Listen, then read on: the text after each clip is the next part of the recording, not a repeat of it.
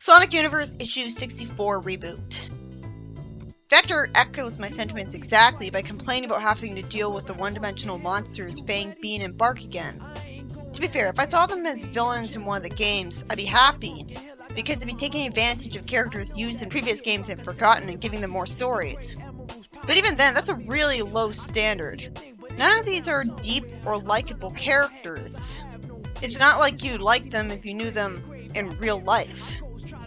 It's just that I'd rather see them than original characters that are just as one-dimensionally evil, which every new Sonic game villain tends to be.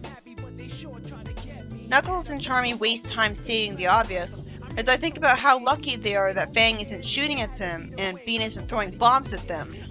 They're only not doing this because they're fictional characters, and it's the sort of series where the main heroes have to survive. But still, the fact that they're just sitting there on Fang's flying vehicle and are politely listening to their enemies talking has already destroyed their credibility as a threat. They have no reason to take them seriously. In fact, I'm also wondering why the heroes don't do something to interrupt them. I guess they're too scared of the gun and bomb that aren't being used. And Charmy is a kid who's afraid of ghosts, when, surprisingly, ghosts did nothing to attack the heroes in the previous issue. Well, God forbid I expected something fantasy to happen, like an STC. Fang says that if the heroes cooperate, he might let them leave this place alive. Predictably, all of the heroes attack after the inexplicable mercy. Knuckles hits the bottom of Fang's vehicle and startles him into missing with what's apparently been a ray gun all along, even though it looks just like a real gun. If he's Fang the sniper, wouldn't it make more sense for him to be using a sniper rifle, like he did in Archie? Don't those have better range? He complains about missing Knuckles and how Knuckles hit his ride, being overprotective of it in a boring waste of a panel. Then there's a frustrating waste of a panel, as Vector is made to grab the idiot ball and waste time saying that he should have known Bart was behind this, and somehow expecting him to hand over the emerald. If he was thinking like a real person instead of a mere fictional character, he would have just punched him continuously, not talked a bunch until he inevitably got interrupted. Seeing Vector treated like this just makes me angry. It's sad to see what used to be a competent character get turned into a punching bag. It's not that he's getting attacked, because that happens to every hero. It's that he's turned into an idiot to provide padding and humiliation when he's not supposed to be that way.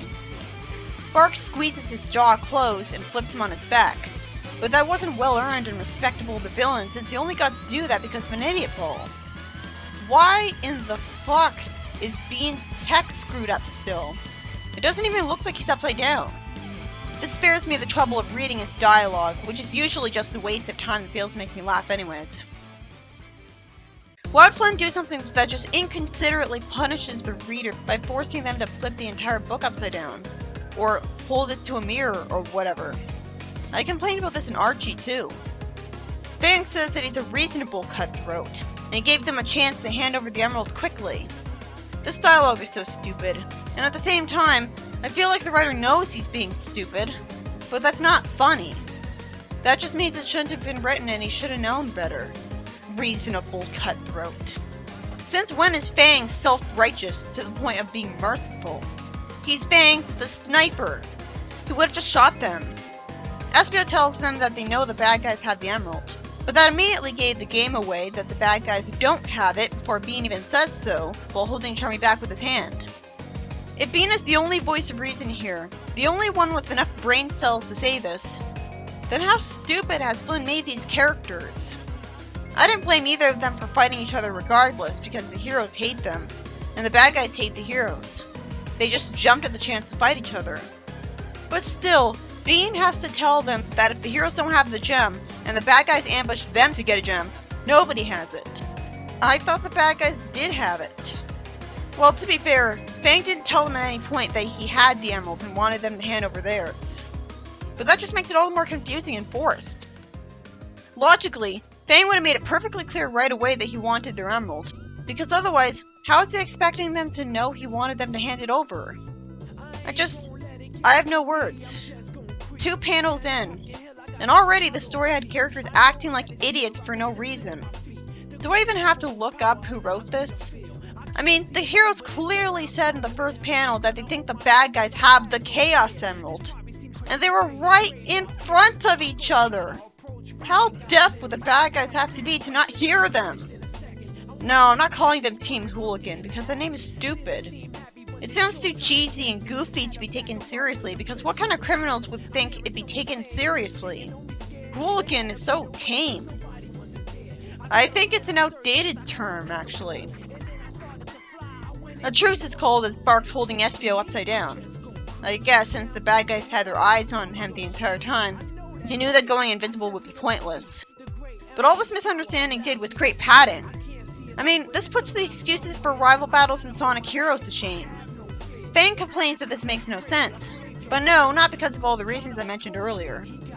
He reveals that he has an emerald tracker, of course. And what, are they gonna team up? When it's obvious they'll betray each other? Why is Fang talking as if he knows someone else who can sense chaos energy? Why is nobody questioning this just because he points out the obvious that the emerald is still on the move? A panel is wasted, and Fang tells Bean to give them some cover. He throws bombs as Bark punches Espio. Not that I get to see his fist hitting his head anyways. The bombs blow up just in front of the heroes instead of killing them, or even scattering rings of theirs that would protect them. Why, realistically, is Bean so bad at accurately throwing his bombs at people? This arc never would have happened. They would have been killed here. At least I can try to justify it because Bean was clearly shown to be the same height as Charmy. That means he's 6 years old. So maybe, despite how crazy his dialogue is, he's actually harmless and doesn't really want to blow anyone up. I'm just saying, smoke bombs would have worked much better for this kind of effect. Keep it simple, stupid. But the problem is, can't people tell what direction a noise is coming from if they're in a situation? So wouldn't the heroes be able to tell where Fang's vehicle noise is coming from, and follow it? Not to mention he clearly yells at them, taunting them, which should make it even easier. Plus, the explosion was in front of the heroes, not literally smoke that's around them obscuring their vision everywhere. So there's no reason it should work as a smoke bomb. Plus, the bad guys are in flying vehicles. All the heroes have to do to find them again is look up. It's not like they're on the ground and so they could take cover behind walls. Charmy can fly. He should just fly up and immediately look around and find them. Since when are the heroes ever so distracted by an explosion in front of them that they're too busy coughing and doing nothing to do anything else for a little while? Robots blow up all the time. I put some faith in the writer to have Charmy indeed fly, or have at least one of them look up. But no, Espio wastes a panel complaining, and Vector wastes a panel being Captain Obvious again. Of course they have a head start, you're just complaining instead of immediately looking for them. I can't believe the bad guys got away that easily. I can't believe that worked. That's stupid. Shouldn't they be used to explosions by now? Shouldn't the first place they have looked for the bad guys be right in front of them? Knuckles explains that he's been through this area before and it's apparently like a maze, even though everything's out in the open. So he can show them the best way in. He apparently thinks the bad guys are flying around without a clue when they've got an emerald radar to follow. But to be fair, if they reach a wall, they won't know how to get around it better than Knuckles. And that must be his point. Wait a minute. Bean can throw bombs. Can't he just throw bombs constantly to let them progress ahead anytime they hit any wall ever? I guess we're supposed to believe his explosions aren't good enough to break any wall ever. Another panel is wasted by the heroes being Captain Obviouses again, Vector and Knuckles high-fiving, and if Espio was written to say they should hurry, they should have just hurried. They could start looking for the emerald and say this, at least, instead of standing still. Another panel is wasted. I hope I wasn't actually supposed to believe Charmy literally made Sonic's spinny feet in universe. I could forgive wasted panels without talking about them in earlier comics because the comics were interesting. This just pads out a story I'm bored with to begin with, and just makes it take even longer to review it. Knuckles says they're going towards Church Mountain. I hate that that was a name in the Sonic series. He should have renamed it Temple Mountain, or Shrine Mountain. Then that wouldn't reference one particular religion that doesn't exist in Sonic. Also, plus, if the reboot is more like Sega Japan wants it to be, because it's more like the games, wouldn't it make more sense for the mountain to be a Shinto Temple Mountain, because that's more Japanese? Why does it have to be exactly like the games in every single possible way? It would be interesting for there to be a new interpretation. It's not literally the same universe. He says they're going towards the worst named place first, and then it's straight down. At least his padding panel had some kind of satisfaction because Charmy got called out again for dropping his friends. It's good that he's getting consequences, but he just tells them not to freak him out by talking about spooky stuff. So he didn't even learn his lesson. He blamed them. Then another panel is wasted as Knuckles thinks about how every second he's spending with the sidetracking for the Emerald is one less spent on finding the spirit that could fix the world. Well, it does make sense that he worried about this, and it should be lampshaded once. I'd rather it happen in a panel where things are actually happening, instead of him wasting our time with a panel that only exists to recap to the audience. Seriously, how does Knuckles of all people know about this spirit? It's not like he talked to Professor Pickle. Angel Island is floating above the surface world. That would make it even less likely that he'd know about Gaia thing.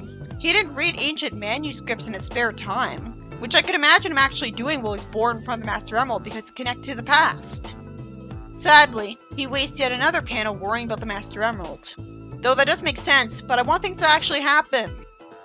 And just like I was dreading, this cuts back to Relic the Bad OC for more padding. Ugh. Why do I have to read this scene? I thought the entire story would be focused on Knuckles' adventure. Why do I have to read about an unnecessary character with no special powers either boring us or failing miserably to guard the Emerald because she was too stupid to even put a tarp over it to hide it? She complains that it's like the original residents didn't want these systems to coordinate at all. How'd that make sense? Part of why I think I hate this character's design is that the eyelashes are the only feminine part of her. She has the one hair strand and that's it. There's no feminine hairstyle to be had. Actually, as weird as it is coming from me, I might hate her less if she was a guy. She wouldn't seem like a Mary Sue trying too hard to be portrayed as cute. Yep, nothing happens but worthless padding. And recap, worst of all. Finally, Fix-It gets shocked for no reason, and he at least explains that he's not fully compatible with the post-Eggman infected systems. That doesn't make it make sense. Why bully the nice character? Why not Relic instead? It makes just as much sense. He reveals confusingly that he noticed a strange energy reading in Mushroom Hill Zone alien to the island. How does he know this? This story is just dumb. That wasn't well earned at all. I don't want to see her handle Eclipse. Unless Eclipse really triumphs over her and tells her why she's so annoying. I thought she'd be spending her time in front of the Master Emerald. She specifically said it would not leave her sight. And so far, I haven't even seen her look at it. She can't even do guarding right? Even a toddler could guard the Emerald if he had books in front of it. How are neither of them realizing this? Her saying that Knuckles asked them to keep an eye on the island made me realize this. He was obviously talking about the Emerald. Oh my god. Fix-It asks, what if it's dangerous? And instead of her immediately growing a brain and deciding not to go, because she has no way of defending herself if it is, and Knuckles specifically told her to stay with the Master Emerald. Instead, she just thinks that being quiet while investigating will make things just fine. And she says that if a terrible beast assaulted them, they could just run very quickly. Because they totally have a chance of being faster. Maybe Fix-It, but not her. Aren't archaeologists supposed to be smart? Can't any character escape from being an idiot under Flynn? I guess not. I don't know if he's doing this because he thinks it's funny, but it's really not. And it's the worst joke to overdo. This story really can do nothing right. I thought they'd be spending more time in Pumpkin Hill. They could develop the place's history more. Since when is the entrance to Aquatic Mine in the freaking Church Mountain? Well, at least that provides a creative transition explaining how Knuckles got there. But that's so confusing. I think of the SA2 levels as disconnected from each other. This is a different universe, but it's been so much like the games. Charmy says that Aquatic Mine is even creepier than the hill. Somehow. Despite its lack of a dark atmosphere and jack-o'-lanterns. And Vector is okay with it because his home and office are like that because he can't pay the power bill. Another mean-spirited joke. This clearly isn't necessary. Only a sadist would find this funny. It doesn't add anything. I was already feeling sorry for them. And I don't even remember them being poor in Sonic Heroes. I remember the games doing that so-called joke in Sonic Freeriders, which everyone knows had horrible trash for a story. This is why his faithfulness to the games is a big problem. He's so insistent on it that he even remains faithful to the games whose plots suck. Where does common sense come in? Common sense would tell you to throw certain undesirable aspects away. Even I would have done that, even before I experienced anything in Sonic besides the games. Again, there's no reason they would be poor. Why wouldn't they be hired enough as detectives when they're known for being heroes and associated with famous heroes and have special powers? Why would the world's greatest detectives not be able to pay the power bill? It's one thing to have a mean joke, it's another thing for it to not even make sense. So it's just forced for the sole purpose of being a mean joke. It's just a joke, but if you care about these characters, why would you excuse it like that? Also, I don't remember Aquatic Mine ever being dark, and yet they're saying it's dark. And if it was really dark, they would actually have a lot of trouble getting around, and it would look more dark. Espio redundantly asks Knuckles if he can still sense the emerald. Why do these characters keep asking this? I just thought that this is no better than asking, are we there yet, while being serious about it. I'm glad Knuckles hunted the emeralds alone. He says it's much stronger down here and still moving. He could have just said this without being provoked.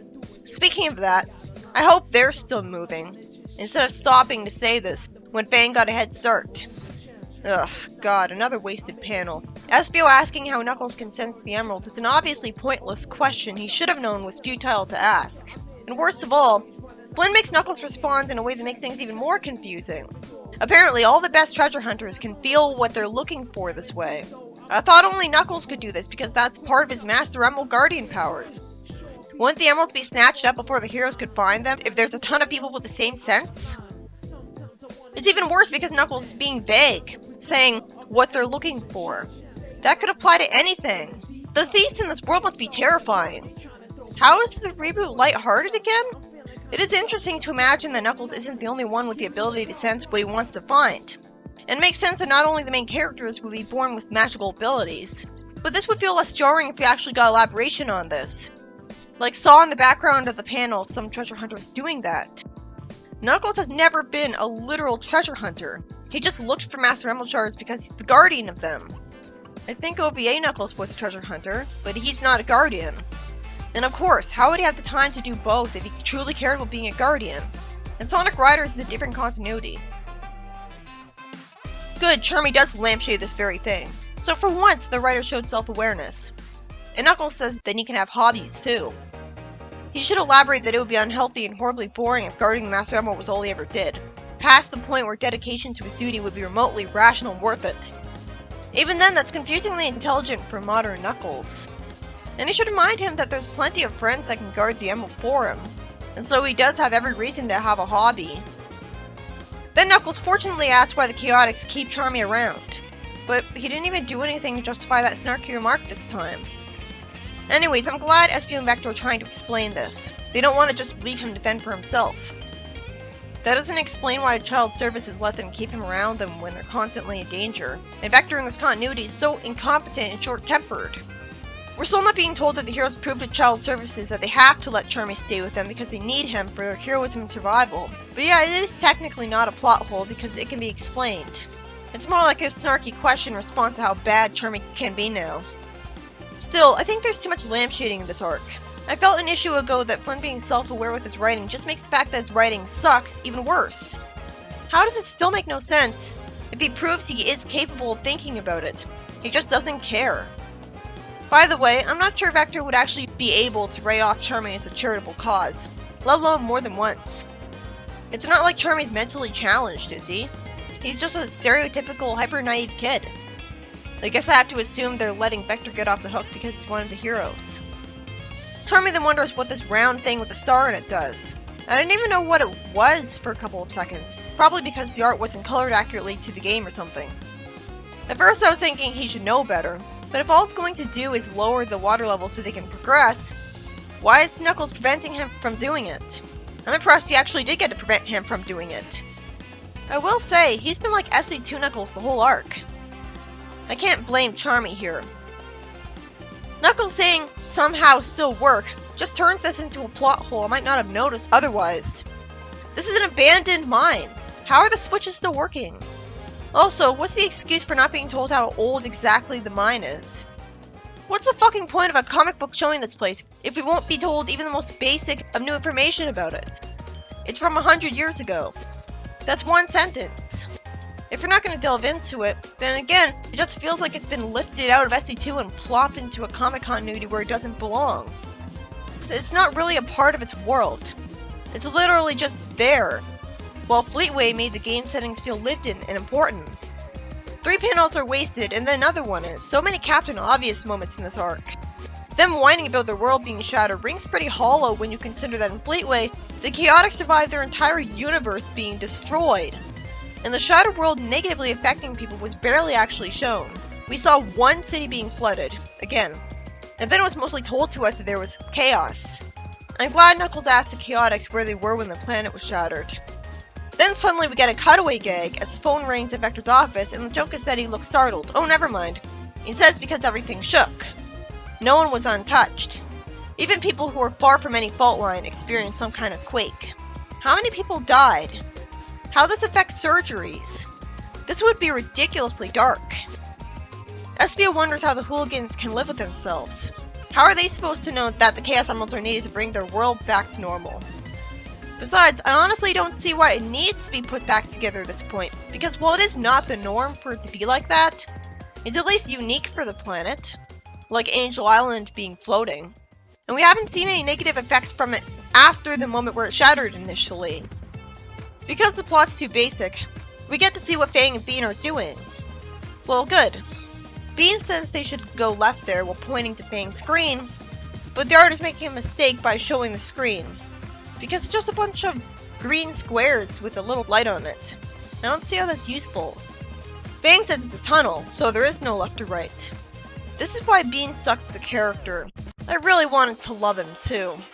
But forced comedy isn't something to be commended. It makes sense that Bean at least explained that he could throw a bomb and make an explosion so that they could go left there. It's good for them that they have a map to follow. Fang wastes time putting his hand on Bean's beak and reminding him of their mission, purely to have recap for the audience. And Bean's just smiling, so he's trying to annoy him on purpose. Out of nowhere, Bark glares at Fang for no apparent reason, and Fang somehow takes this to mean that Bark's got a problem with the fact that they're working for Eggman, even though he agreed to it in the first place. So this is out of character. I at least like that Fang lampshades that Bark should speak up, and asks if Bark wants to let the world sort itself out like it always does, and so it's explaining that Fang knows the world will be fine anyways. That's why he doesn't care. But Bark wasted our time. Fang asks him to speak up if he wants out, and Bean doesn't explain that Bark's literally mute for some reason. It comes off as Fang making fun of him for being incapable of speaking. Which, granted, I can understand being annoyed by that after a while, especially because you think Bark would carry around a pencil and paper, or start text messaging. There's no excuse for being literally dialogueless. I appreciate that Flynn tried to have Bark show reluctance and hesitation on this. Since when does he ever have depths? Bean should have explained that Bark needs a paycheck and thinks this is the only way he can get one. Fang should have explained that he thinks Eggman will use the emeralds to get the world back to normal himself, and so it doesn't matter who gets the emeralds. In fact, Eggman literally said he wanted to get it back to normal. So actually, Eggman's just as much of the good guy as the heroes are at this point. He wants to put the emeralds in the guide temples too. Huh. Actual communication skills would involve him telling the heroes this, so they'd work together and get things done twice as fast. I wish it was explained that he was just too prideful and spiteful to do that, and somehow didn't think the heroes would believe him. Vector tells Charmy that whoever dug this place out saw a ghost too. Where'd that come from? He asks if their ghosts haunt this place, scaring Charmy for some extra comeuppance. What's the point of there being pictures of ghosts around Aquatic Mine, instead of actual ghosts? We should have been told that the ghosts themselves drew these. It shouldn't be entirely up to the readers to make up their own history and world building. SBO lampshades that they don't need Charmy jumping at shadows down here too, because I still feel like this is just a waste of time. Nothing is happening! Fanfiction is able to get away with stories of just the characters talking. In a comic, it's much more apparent because we're seeing it.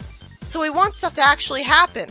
Aside from them commenting on the pictures of the ghosts, they could still be in Pumpkin Hill right now and it'd make no difference to the plot. SBO wastes a panel looking worried. Unfortunately, Vector has some more great dialogue for once. As he says that while Knuckles is used to ghosts to the point of being mad at them for their cowardice, the mysteries that Chaotix usually deal with involve lost wallets and paranoid spouses. I'm glad we got to learn at least 2 of the things they do for a living. Thank goodness. But that's only 2. I think I'd rather see that for a plot than this, because things would actually be happening. They're just wandering around here. Knuckles says ghosts are either vapor or solid, and vapor can't touch you. All the ghosts we've seen in the games are solid. Otherwise they wouldn't be a threat. He's talking as if he knows there are multiple types of ghosts, like in Fleetway. Knuckles says more Captain Obvious dialogue that if the ghost wants to hurt them, they've got to become tangible and therefore punchable. These characters are so stupid that they need to be told this.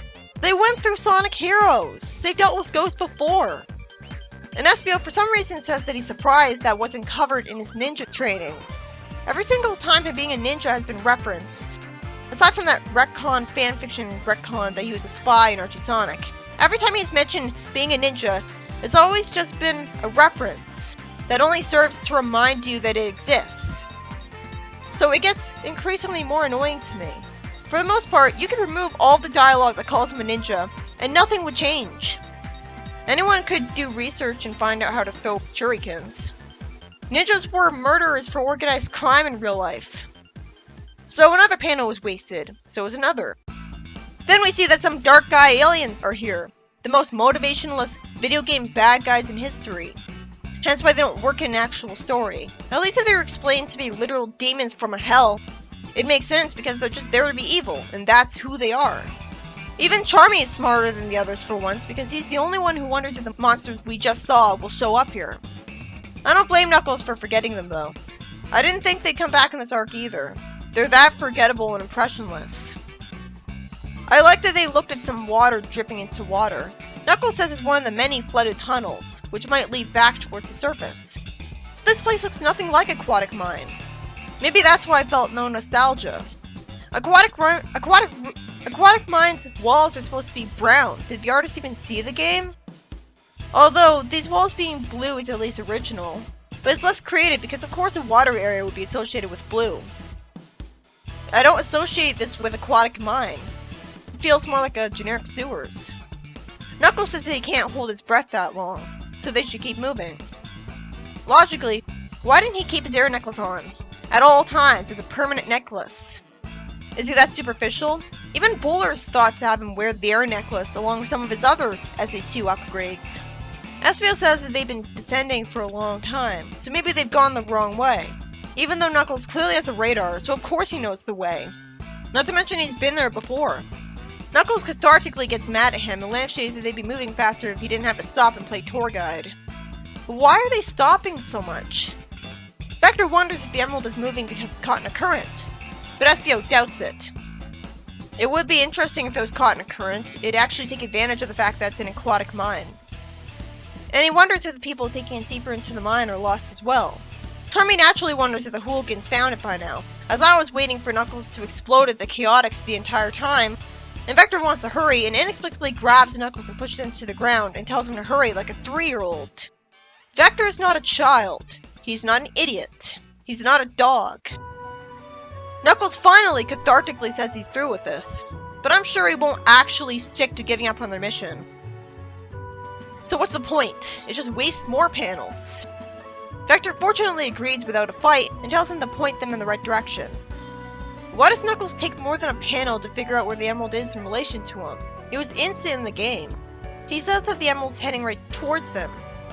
And then they get hit by the ghost train, which is moving the emerald all along. Just like in SA2, for a good reference. No, of course not. Even cartoon slapstick would be too dark. And having the ghost train Aquatic Mine would be interesting instead of making the water temple look more interesting. Instead, we end the story seeing Chip holding an emerald, asking all cowardly if someone's there. Ugh. Chip is one of the worst Sonic characters ever, and is probably the worst Sonic game character of all time, because no other character feels more out of place and unnecessary than him. He's just there to push a comedy agenda. At least here he's showing a personality trait other than just, I want to eat, but anyone would be nervous here. I expected them to earn reuniting with Chip because they'd have to rescue him. I figured he'd be in a field like in the game, though this is at least original.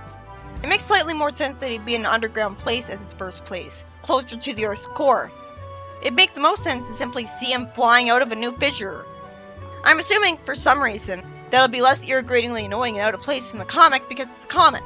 so we won't have to hear his voice, and there's tons of issues, so there's no excuse not to develop on his character. And he'll be interacting with way more than just Sonic, who he's got a forced best friendship with that's impossible to root for. But I still hate his design, and I really wish he wasn't in the comic. The Unleashed adaptation was doing perfectly fine without Chip.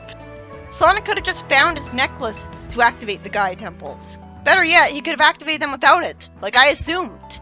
He was a personification of Unleashed confused tone. The Pokemon anime got away with excluding Wally, who was in the game.